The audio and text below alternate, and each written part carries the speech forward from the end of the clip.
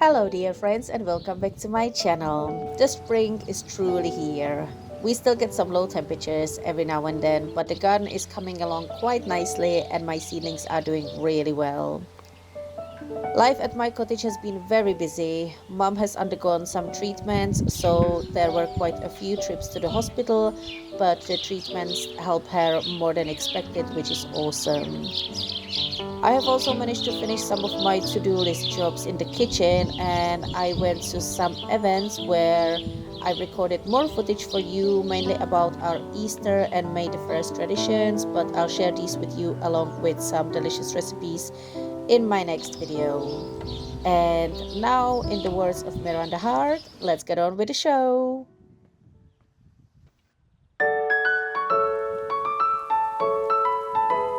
So, in the last couple of weeks, I continued working on my kitchen, and here I'm sending the support beams that I need to glue underneath the worktop with the sink, because I bought the worktop as soon as I moved in, which is almost 2 years ago, but because I didn't use it until now and I store it in the upright position, it bent a bit. Now the sink is quite heavy, so to prevent the worktop from bending even further, I took the joiner's advice.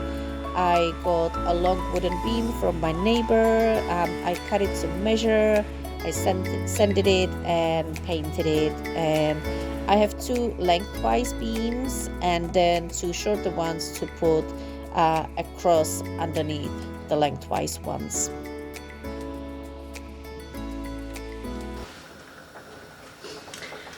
Alright, day two. What I'm doing today is I need to glue these support beams underneath the worktop because there's nothing supporting the worktop. I'm just using glue because I'm really struggling to use the drill, so this will hopefully work. The plumber said it should work. The worktop is already a little bit bent, but you know what? Nothing here is perfect, nothing here is straight, everything is wobbly. So yeah, whatever. But guys, oh my god, you know what I really struggle with? The glue gun. Oh my god, I found it so hard. I have to be very patient trying to squeeze the glue out because it's just hard. It's a great glue, absolutely. I'm so happy with this one, but I don't know how you guys do it. Oh god, no, I can't. I can't use just one hand. I can't. I need more muscles, or someone with muscles. Oh dear. Now with jobs like this, it's always better to have more than one pair of hands. Unfortunately, it's just me for most of the time. So I'm trying to use all these handy clips that are holding the beams in place. Unfortunately, there were places where I couldn't use these, so I just used whatever leftover timber I had to fix the beams in place, and it took me a couple of days of waiting for the glue to be perfectly solid, and the job was done.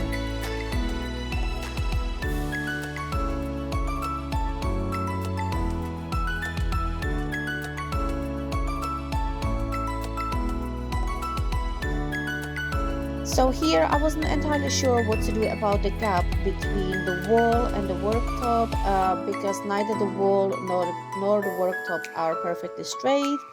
So first I filled the gap with the silicone, and when it was solid I glued on this tape which I found in the shop, and I think it's quite handy.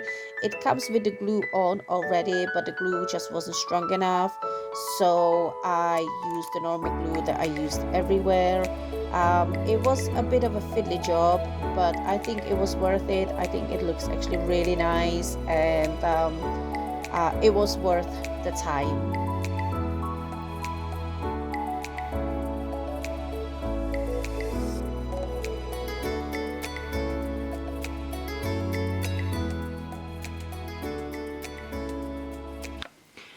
So here I managed to glue in all the worktops. I put all the silicone all around the wall so there is nothing leaking, and I put the white tape all around it so it's absolutely waterproof. I've also managed to put the support beams underneath so that it doesn't get bent anymore, the worktop, and I installed the shelves. They're not the most professional, but it works. This part is done.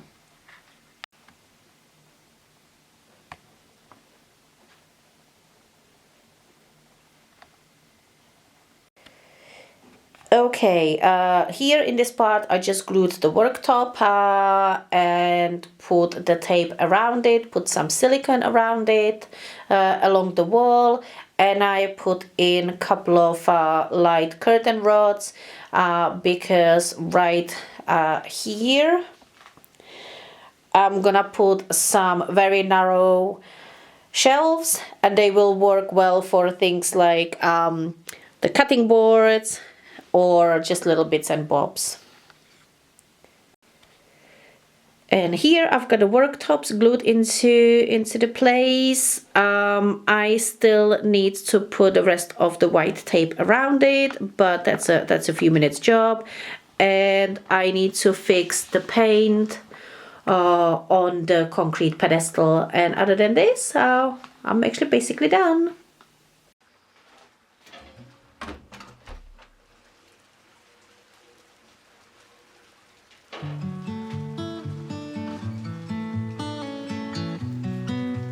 With my lifestyle and the commitments I've got, it's sometimes quite a challenge to find some time for a break. But on the day when I was filming this, it was raining, and there aren't that many things I'd enjoy more than sitting in my chair by the fire, drinking strong coffee, reading a book, and listening to the sound of rain. So I took the opportunity and I made myself some nice strong coffee. Now, this is the way we make coffee here. We call it Turkish coffee, but it's actually quite different from Turkish coffee.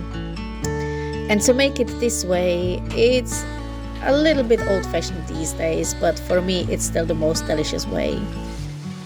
All it is, you put ground coffee in a cup or a pot and just pour boiling water over it. Leave it for a few seconds and then stir it. This will allow for the coffee grounds to start to sink to the bottom. And once the coffee grounds are all settled on the bottom, you can drink it, but just make sure to stop drinking before you hit the coffee grounds. They don't taste great, but they are a small treasure for me because they make a great fertilizer for roses and blueberries. And you can also make a great face scrub with these, but I will share more on this in one of my future videos.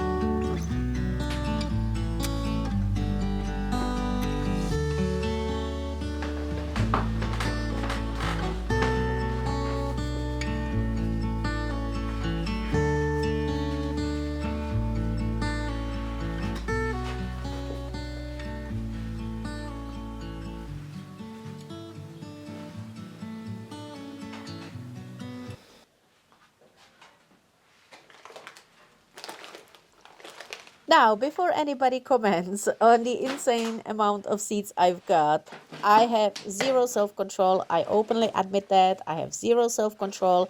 And despite asking, I was not supervised while placing the orders. So it's not entirely my fault, okay? At least it's not drugs. But as you can see, I'm storing my seed collection in a cupcake carrier, which is fantastic because it makes the seeds somewhat organized. And as a good gardener, I spent all my winter fiercely storing any plastic container or a yogurt cup so that I can use these for planting my seeds. It's a great way to recycle, and obviously it's free. What I do with my seeds, I pick the ones I want to plant this year, and in my journal, my gardening journal, I mark how many seeds I planted, because not all the seeds that I'm using are store-bought. Some of them I save myself from the previous years, and I like to keep the track of how many actually germinate. You don't have to do this, but I love any type of journaling, and it just makes me feel I'm more organized, even though it's a pure chaos. Absolutely pure chaos.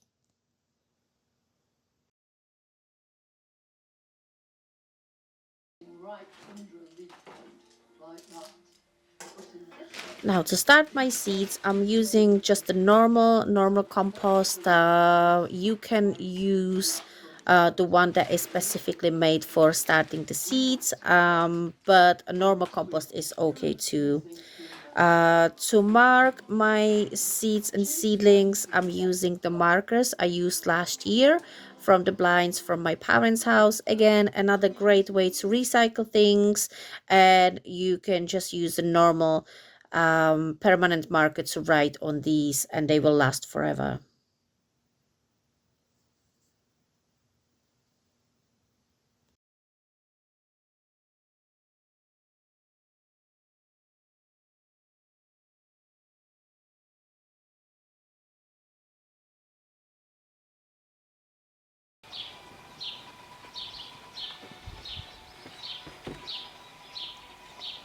Now, it takes about 2 to 3 weeks for tomato seedlings to grow to this size. It depends on the variety.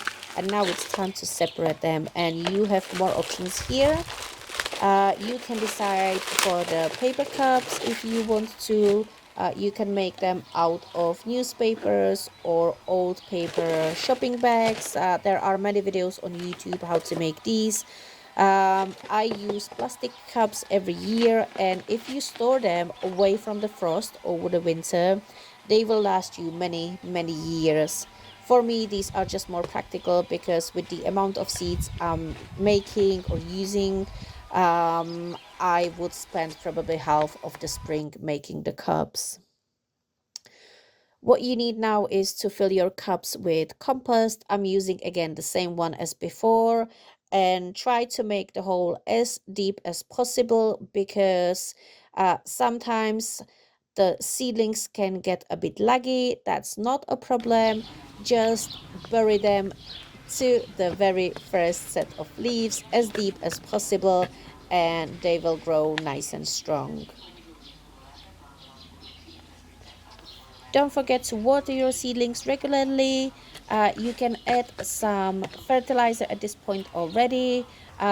Just watch out for the temperature. If the temperature during the night is below 10 degrees, it's always better to keep the seedlings inside.